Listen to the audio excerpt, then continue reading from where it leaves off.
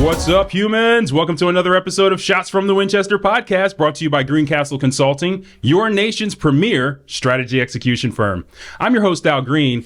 Today, we're going to have a really cool conversation with Ryan Murray, director here at Greencastle Consulting. And we're also going to be talking to Eric Gardner, who is a consultant here at Greencastle Consulting. And we're going to be talking about the ERP standing for Enterprise Resource Planning. And we're going to be talking about change management. And we got two really good guys here that are going to explain this to us today. So we're going to have some good fun here. Let's just get in and learn a little bit about who you guys are first. Let's talk about you, Ryan. Yeah, sure thing. So I'm a director at Greencastle Consulting, as you mentioned, for sure. So I'm managing an engagement with one of the larger water utilities that Greencastle works for right now. Got about 15, 16 or so project managers, change managers, budget controllers, data analysts, so on and so forth, working for us. Tons of good time and just delivering tons of value to the client. Sweet. And Eric? Right. So I'm Eric Gardner. I was the project manager for one of our clients when we did a big S/4HANA transfer. So we got that up and running for one of their sections, and currently I'm working on a variety of different municipality portal projects and some other IT projects. Nice. How long have you been with Greencastle?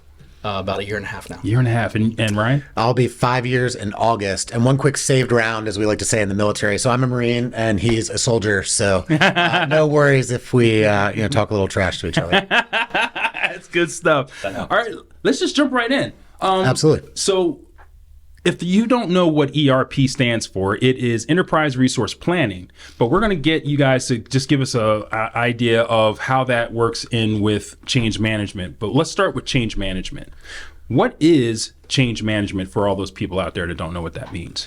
So it's really managing change, right? Yeah. Yeah, it's the best way to describe it. From a high level, a lot of people think of it as like, hey, we think we need it because we're changing some sort of process, or we've got a software implementation, or, there's some large change happening at the organization. Right. So how can we manage that, right? And I would say the ultimate point from my kind of perspective is making sure that you're generating adoption of whatever that change is, right? So that end user group of that change, whether it's a new process, a software, you name it, is that they are not just now executing the new process or using the new software platform, but they're excited about it, right? And they're happier with it. And they realize the benefits that it's providing them. So it's the holistic approach that you take to make sure that that end user, right, of that change is, again, not just executing it, but they're excited about it and they realize the new kind of value and opportunity they have in using or executing a new system or process. Right. And change management is something there's pushback a lot of times with companies who are making changes that aren't necessarily something they've been doing for a long time, like legacy-wise. How do you mitigate that? How do you get people over that hump? Absolutely. So really again, I know we'll talk about like lessons learned and stuff, but it's starting as early on in the project or program that you possibly can. There's a couple different facets on there. There's, making sure that you've got quality sponsorship from top level leadership, working all the way down. The term that we use, right, you mentioned pushback, but we call resistance, right? Resistance. So like user resistance or that kind of resistance to change. We've always done it this way. Yeah.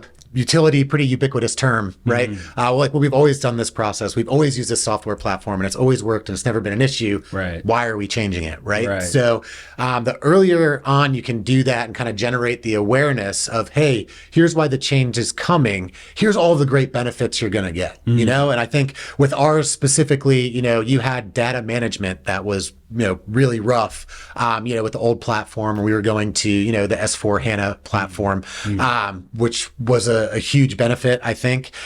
You also have like automation. So process automation where people are doing like a lot of manual entry. You're taking away, human errors, so on and so forth.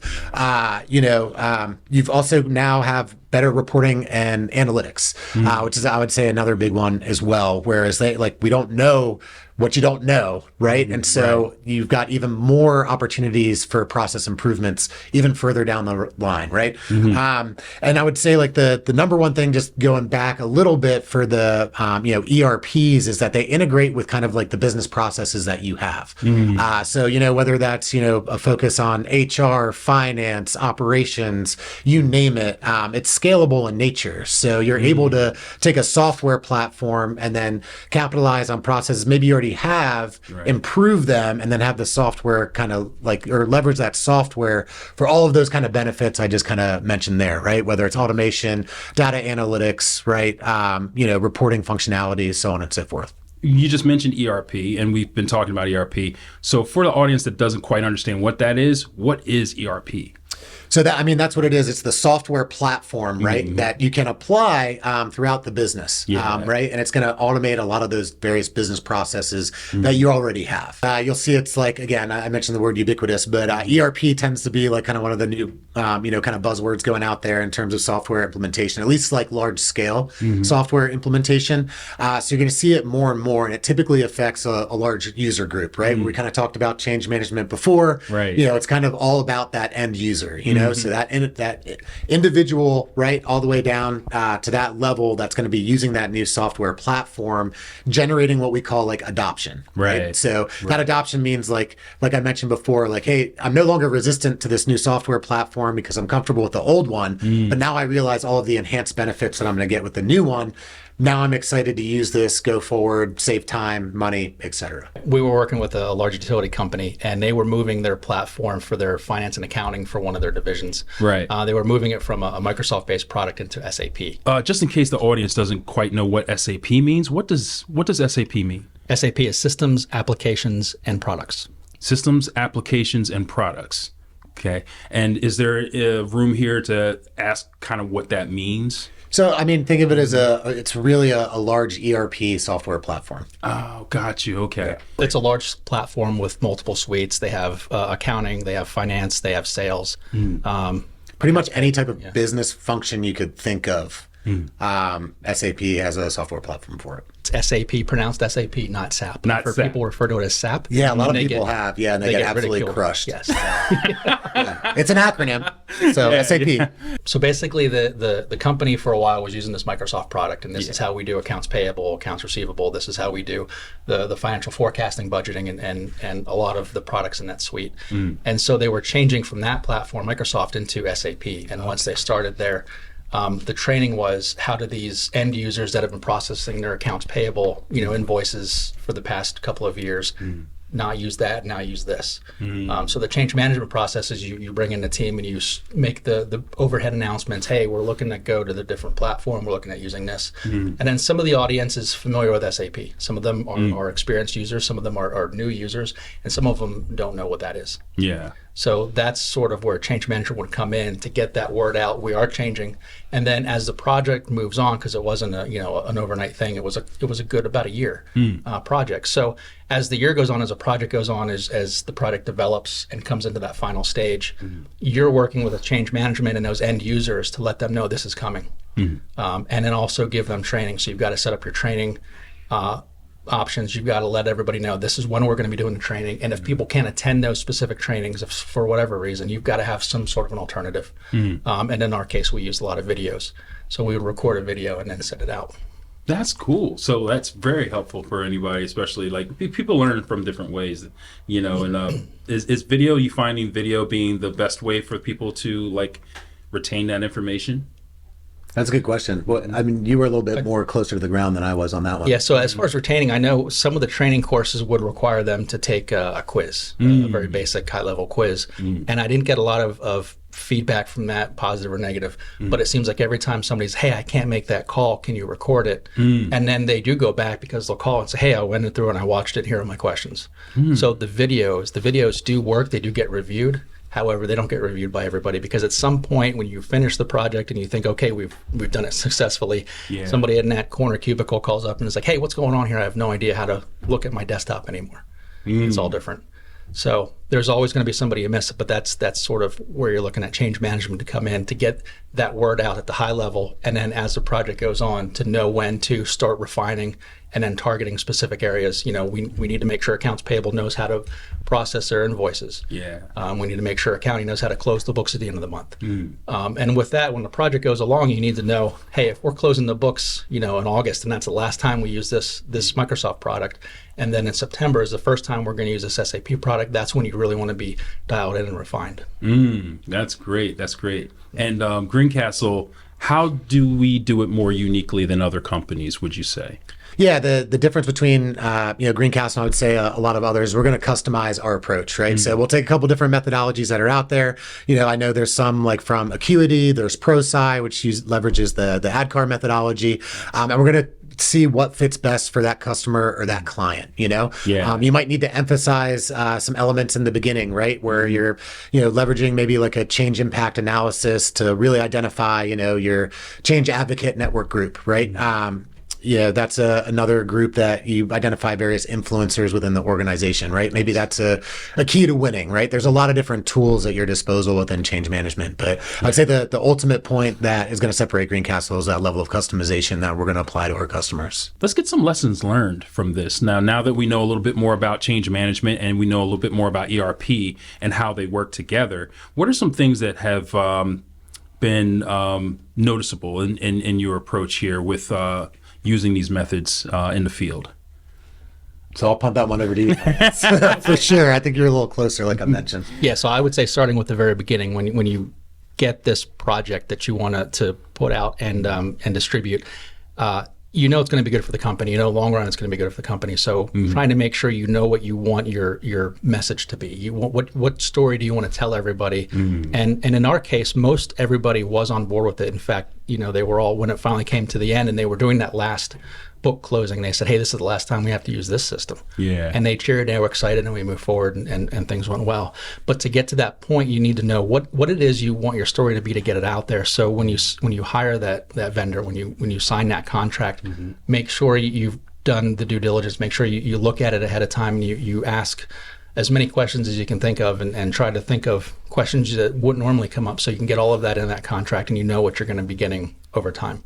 Because once the project starts rolling, it's difficult to change that portion of it, I found. And then as you do get closer towards the end and you're looking at, okay, we need to start training these end users, make sure that your whoever you hire for the training vendor is working well with whoever the change management vendor is, because they'll have to work close together. I remember towards the end, I started bringing both of those teams into one weekly meeting to say, this is where we're at now. What do you need from us going forward? What do we need to change? What do we need to refocus on? I'm going to throw this question in here. For anyone that's out there who may be looking at Greencastle for services or just some level of understanding, what can a client expect from our services here with the ERP, with change management? Successful adoption. Yeah, there you go. Right there, right? Happy end users, I would say. Yeah, for sure. And just wanted to emphasize or elaborate a little bit more on what Eric said. So it was kind of interesting about the situation that we were with this S4 HANA implementation is we had, Greencastle was running the project management services. So, Eric was doing his thing, making sure everything was good, but they had a separate vendor for change management and then another vendor for the training and education. And so that's where, if a recommendation kind of going forward would be like either use one, right? Or depending on how technical the platform is, you can have like, either the vendor or that actual software platform can probably provide training as well, and use a single vendor for both the change management and project management, right? Yeah. It's going to reduce that coordination. And again, Greencastle does both, right? Yeah. So where it's going to make everything much more cohesive in nature, where again, you were a little bit closer than I was, but it seemed a little bit almost not separating, but you had like almost like vendors kind of competing for the same work. And I think it caused several like kind of gaps within the holistic project going forward. So I just wanted to capitalize on that as well. But any thoughts on that from your perspective as well? Yeah, and that was going back. So if you're going to have to hire a trainer halfway through the project, it's probably best to think about that beforehand and say, okay, here's the change manager and here's the training vendors. We need you two to get along and start that from the beginning. It would probably be better than halfway through have that bid going out and then coming back and they both know they're bidding against each other. So you can sort of avoid that. Yeah, generally speaking, in change management, I will tell you like the number one issue that I have seen throughout all of the organizations that I have worked for is they start way too late. You get halfway through a project and it's like, change management, whatever. And then they're like, oh, wait, like, no, we do need it. Like, we're getting like quite a bit of resistance here. And like, we're actually nervous about people not adopting this new software platform, or not adopting this new process.